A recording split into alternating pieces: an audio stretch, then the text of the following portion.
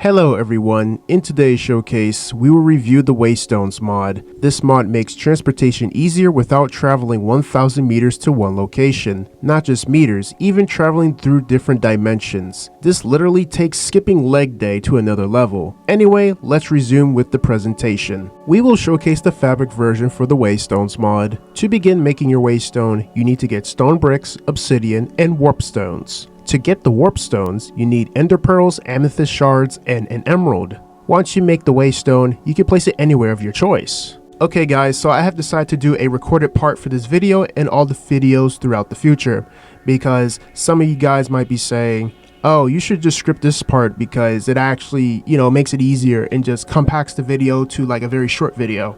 But I just know some people probably want a little more explanation and more visual aid, because I can still do my visuals and my voiceovers, but people may want more context of how something works. So you just got to look at the showcase as more of like a tutorial / actually showcasing things. For those that just don't want to, hear me blabber my mouth, you guys can just skip this part if you want, or you just want to, watch this part just to get some information of how I see it, because I also got to take my notes for myself whenever I use this mod, because I actually didn't know that you can add runes and stuff to your waystones. So I'm just gonna click anywhere, because you can literally just place this waystone once you craft it, just literally about anywhere. You can place it in the nether, the end, or even in the overworld, or probably in the aether, or probably in a whole nother dimension. So all you just got to do is just right click the ground, and I'm just going to title it as spawn.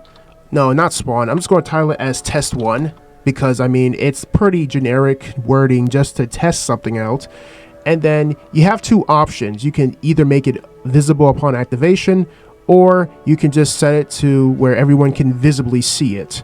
And this is what I'm going to talk about, the modifiers, because this is the second button, and you can actually see that there's 5 slots, and you can actually add your attuned shards to it. And I'm just going to explain that a little more further into the video, because if I explain it right now, that's like jumping the gun too soon, and you guys are going to probably be like, how do you get that? How do you get this? How do you get that? That's why I don't want to give out too much information. So for now, all you just know is how to basically place a waystone, and you can also change the name just by shift and right click just to change it, or you can just change all your options. And you can also configure this as well. But so far, and this part 2, I already kind of made one in the nether already, and I can literally just delete it if I want to. But let me just give myself some experience, because you guys probably want to see how this works. So I'm just going to give myself maybe like 10 points, and then maybe, nah, that's not how you use XP. I don't really use this command. So anyways, we got 10 XP points, and we can literally teleport to the nether. And then once that happens, we're in the nether. So you can literally just do this without really using the nether portal or anything. So this is kind of just making it a lot more convenient for yourself just to travel. And it just creates less stress with trying to get to back. And then if you actually make the scrolls and stuff, then it makes it a lot easier. And I think that's where we're going to go to the next part, is the scrolls. Then we have the warp and the return scrolls. I recommend crafting these if you're not close to your waystone or in a dangerous situation. Also, I do forget to mention that waystones can naturally generate within the overworld, nether, and end. Better keep an eye on them and start collecting them if you can. Okay guys, so we're going to be talking about the scrolls. So what we have is the warp scroll and the return scroll. To make the warp scroll, all you just need is paper, gold nuggets, an ender pearl, and an ink sac, and you get the quantity of 3. And for the return scroll, all you just need is 3 paper, 2 gold nuggets, and an ink sac, and you get 3 of these as well. And you probably want to know what the difference is. So the warp scroll is actually used for like teleportation. So look at this as like a temporary pocket tool, and you can either teleport to the nearby one, or you can teleport to the nether. So let me just use the nether one just for example, and it teleports you. And I don't know why it's still saying in my inventory, but usually it's supposed to get used up just like the return scroll. So once you use it, it's supposed to vanish. And then if you want to use the return scroll, it bounds to the last interacted waystone, or it just teleports to any waystone that you last interacted with.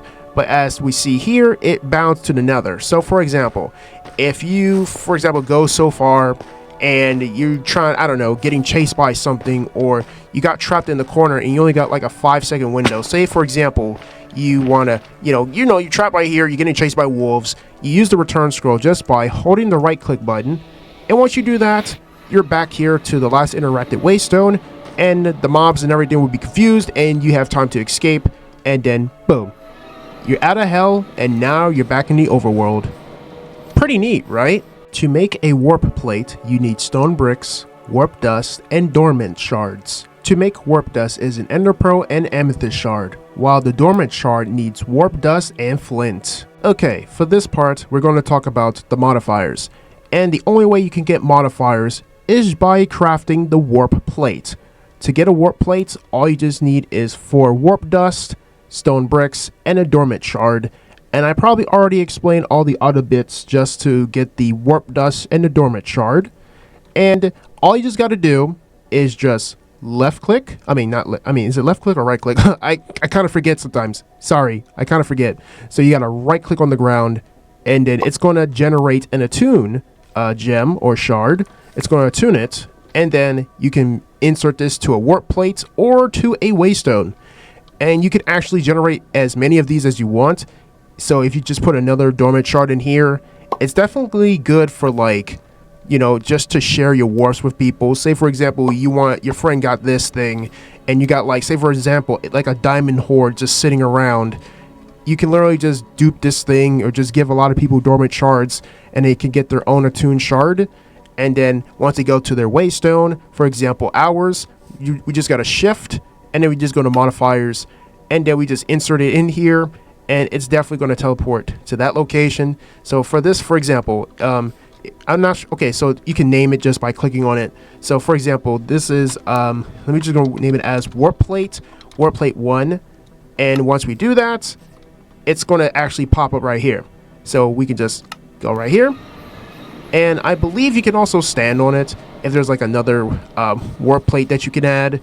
But I might have to go in creative mode for this part just to make another one, and then you can add another modifier in there, and then boom, you got basically 2 plates that literally work on their own.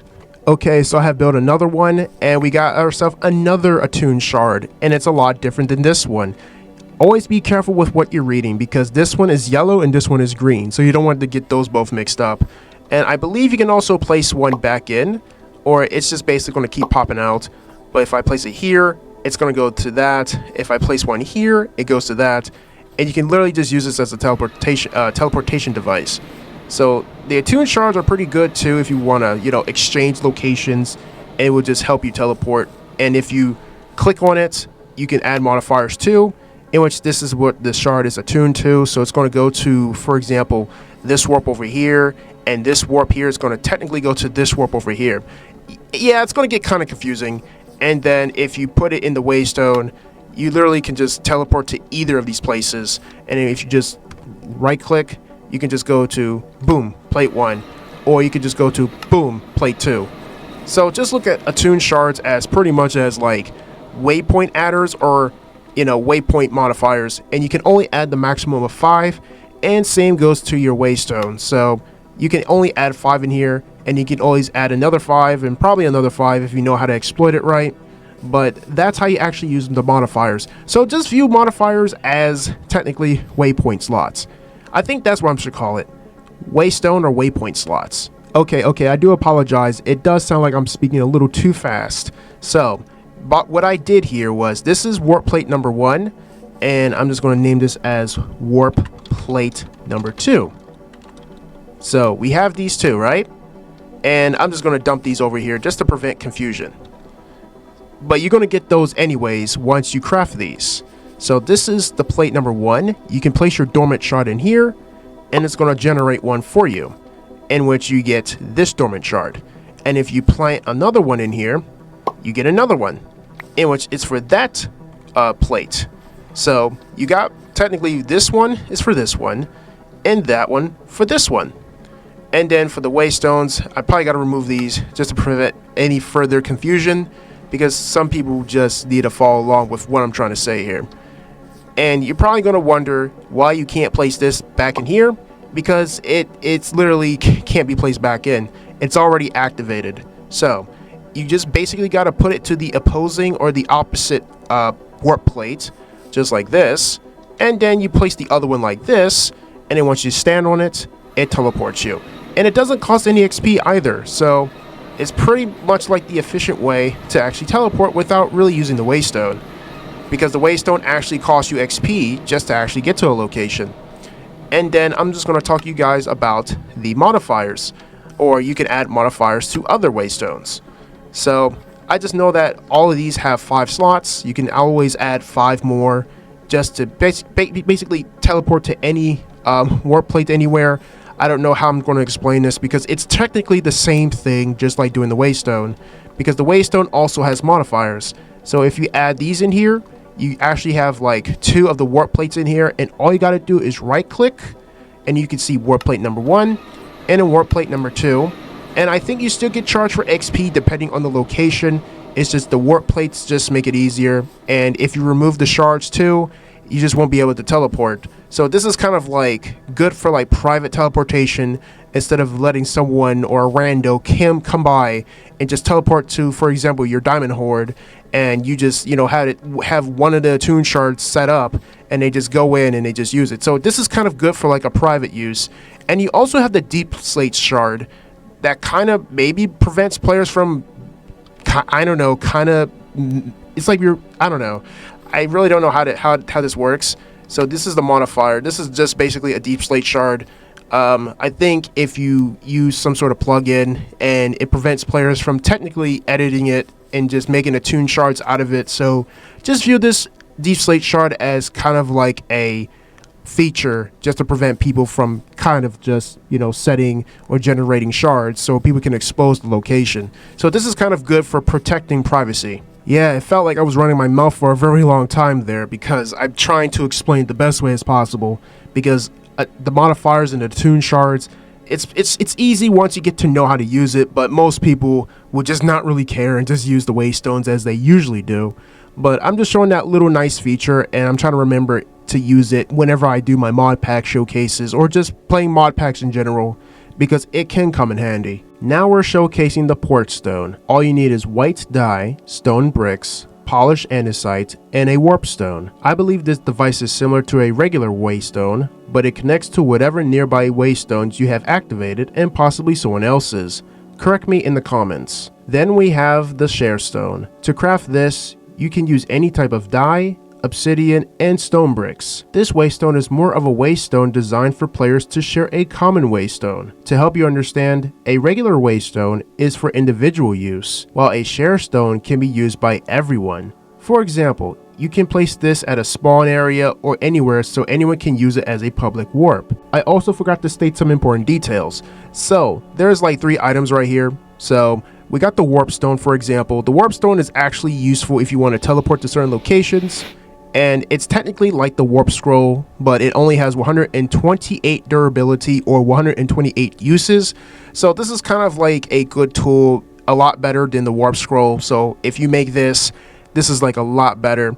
And I also want to showcase these 2 items here, and you're probably seeing, why are they magenta color? So let me just change my FOB real quick.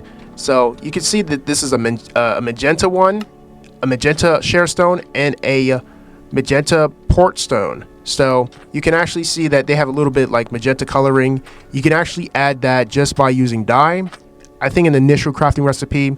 And I highly encourage you guys to use the roughly enough items, just enough items, or not enough items mods, just to actually know the crafting recipes, just to know how to, you know, change the coloring on the dye, because you can literally just change it to your liking, because honestly it looks pretty cool with the magenta coloring, because it actually fits it. Like, it's a lot better than red. I think I just love magenta with the Waystones mod. Yeah, I'm definitely going to have to note this. This mod also has a configuration file where you can change the amount of XP to use these devices, or just technically just change the mod altogether. I mean, I don't know all the details to that, but I can just tell you what the file name is called, and you probably got to use some coding software just to make some modifications. I mean, that's probably interesting if you are like a server owner or a mod pack creator that just wants to know how to modify or just to alter a code or alter the function of the Waystone mod, because it actually is configurable, and a lot of people use the Waystone mod for millions and trillions of things. So just don't look at this Waystone mod as like some sort of new thing. It's technically been around for a very long time. So I recommend checking the coding if you guys are interested. This is going to end the showcase for the Waystones mod. I hope you guys find this video helpful and enjoyable. If you want me to review the forged version, click that like button. Want to watch more of my showcases, click the subscribe button. Have any feedback, comment below. All the links to the mods are in the description, and same go for the creator's contact and Discord information. If you don't understand the video, you can always rewind it as many times as you want until you understand. Thanks for watching, and see you next time.